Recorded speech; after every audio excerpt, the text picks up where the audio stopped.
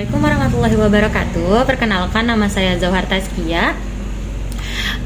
Saya dari Prodi Ilmu Al-Quran dan Tafsir Sekolah Tinggi Agama Islam Asy-Syukriyah tahun angkatan 2022-2023. Di sini saya akan membahas tentang tafsir surat Ali Imran ayat 14 dan Al-Kahfi ayat 46, yaitu tentang harta dan kepemilikan.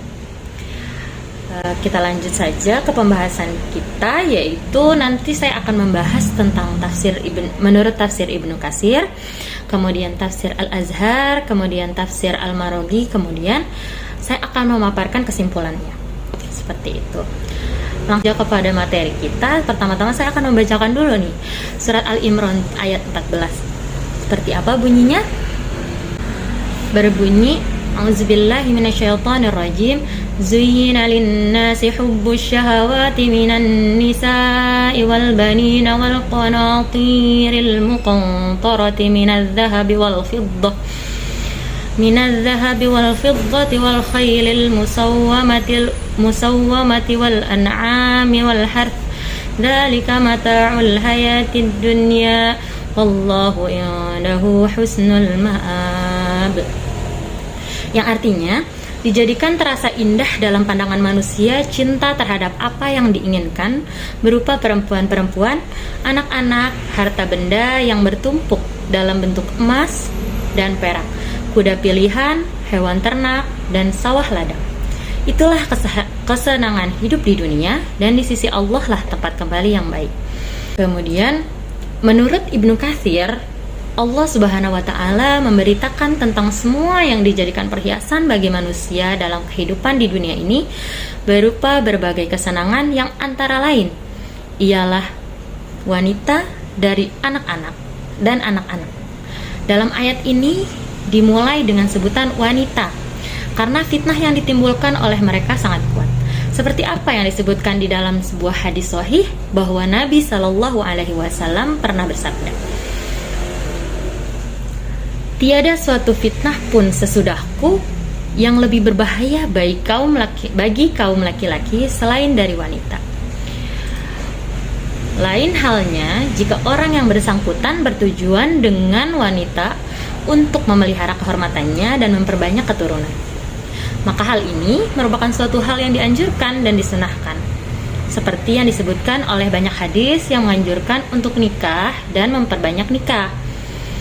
Nah, sebaik-baik orang dari kalangan umat ini ialah yang paling banyak mempunyai istri, dalam tanda kutip, dalam batas yang diperbolehkan.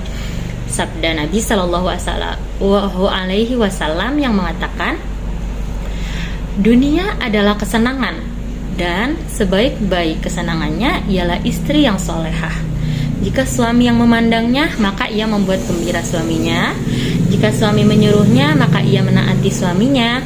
Dan jika suaminya pergi atau tidak ada di tempat, maka ia memelihara kehormatan dirinya dan harta benda suami. Seperti itu. Nah, cinta kepada harta ada kalanya karena terdorong oleh faktor menyombongkan diri dari berbangga-banggaan, takabur terhadap orang-orang lemah, dan sombong terhadap orang-orang miskin. Nah, hal ini sangat dicela. Kenapa? Karena memang sebuah hal yang tidak baik untuk dilakukan. Tetapi ada kalanya karena terdorong oleh faktor membelanjakannya di jalan-jalan yang mendekatkan diri kepada Allah Subhanahu wa Ta'ala dan silaturahmi, seperti amal-amal kebajikan dan ketaatan. Hal ini sangat terpuji menurut syariat.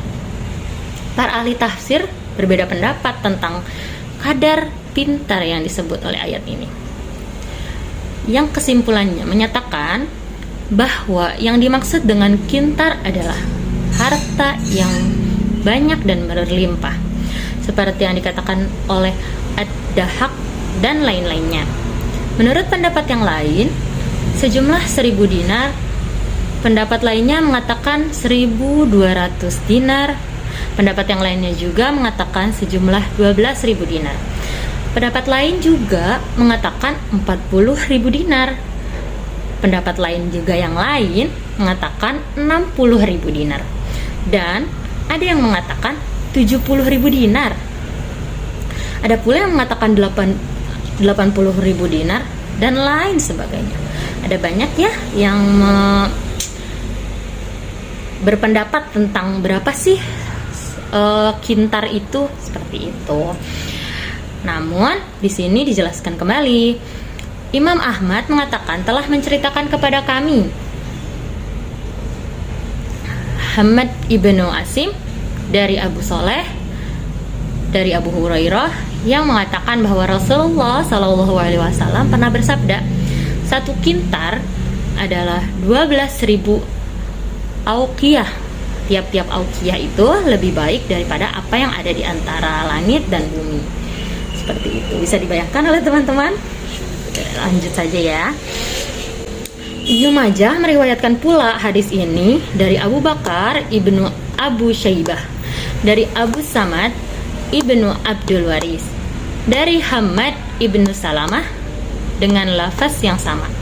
Ibnu Jarir meriwayatkannya dari Bandar, dari Ibnu Mahdi, dari Hammad ibnu Salamah, dari Asim ibnu Bahdalah, dari Zakwan ibu Abu Soleh, dari Abu Hurairah secara mauquf hanya sampai pada Abu Hurairah.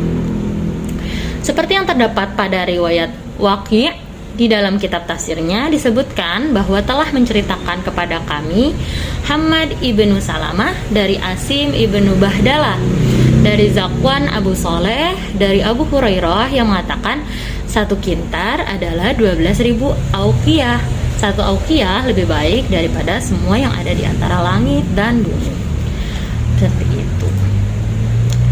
Kemudian lanjut, saya akan membacakan surat ayat Al-Kahfi ayat 46 yang berbunyi, Al-mal wal banuna zinatul hayatid dunya wal baqiyatus salihatu khairun inda rabbika thawaban wa khairun amala.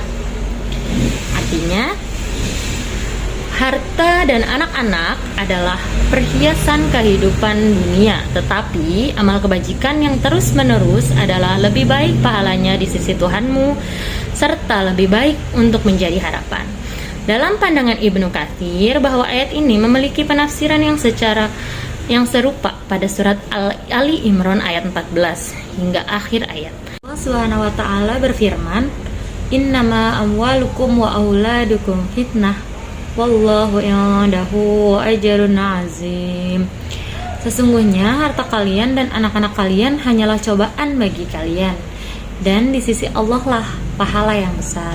Surat At-Taghabun ayat 15. Nah, dengan kata lain, kembalinya kepada Allah dan menyibukkan diri dengan beribadah kepadanya adalah lebih baik bagi kalian daripada menyibukkan diri dengan hal-hal tersebut, menghimpun dunia atau harta, serta merasa khawatir yang berlebihan terhadap hal-hal tersebut.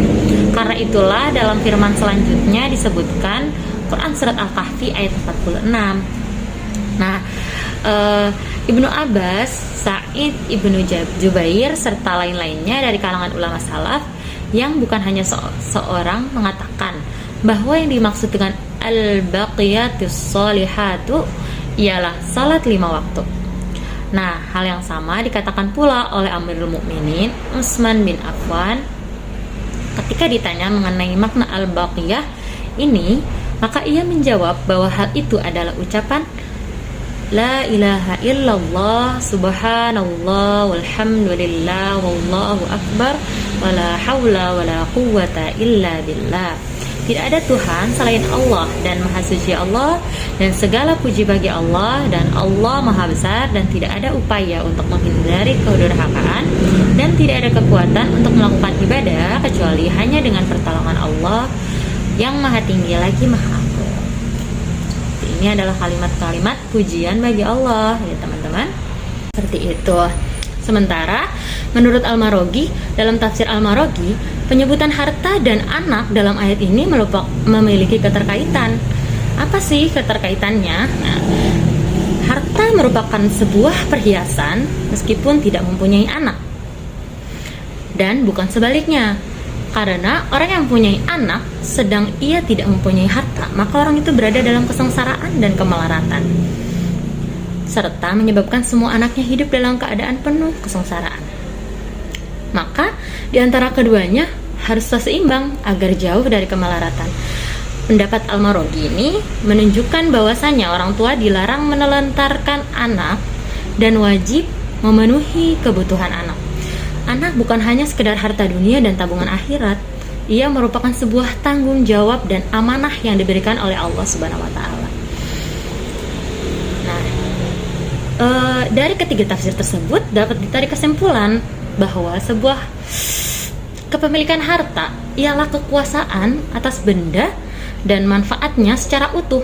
Di dalam Islam, umat muslim senantiasa dianjurkan untuk mencari rezeki yang baik dan halal, dan sangat dilarang untuk menyembah kekayaan, sebagaimana hadis Rasulullah yang artinya terkutuk bagi mereka yang menjadi penyembah dinar, dan terkutuk pula bagi mereka yang menjadi penyembah dirham. Masya Allah. Allahu a'lam bishawab. Mungkin itu yang bisa saya sampaikan kepada teman-teman. Kurangnya itu datang dari saya dan lebihnya itu datang dari Allah Subhanahu wa taala. Wa afu minkum. Wassalamualaikum warahmatullahi wabarakatuh.